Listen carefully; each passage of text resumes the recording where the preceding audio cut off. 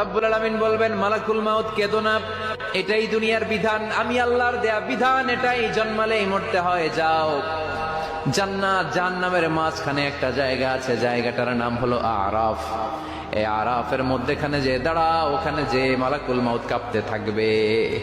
মালাকুল মাউত বলবে, আল্লাহ, সৃষ্টির শুরুতে যদি জানতাম সবাইকে মৃত্যুদান করার পরে, রূহ কবজ করার পরে আমাকেও মরতে হবে, তাহলে এই কঠিন দায়িত্বের ব্যাপারে আপনার কাছে ক্ষমা চাইতাম। আজকে আমারও যে ভাগ্য বরণ করে নিতে হবে সৃষ্টির শুরুতে, আমি এটা কল্পনাই করতে পারি নাই। আল্লাহ বলবেন, নো টক, মুত ইয়া মালাকাল মাউত, মরে যা, মরে যাও। বলার সাথে সাথে মালাকুল মাউত এক বিকট চিৎকার হাঁকিয়ে মরে যাবে।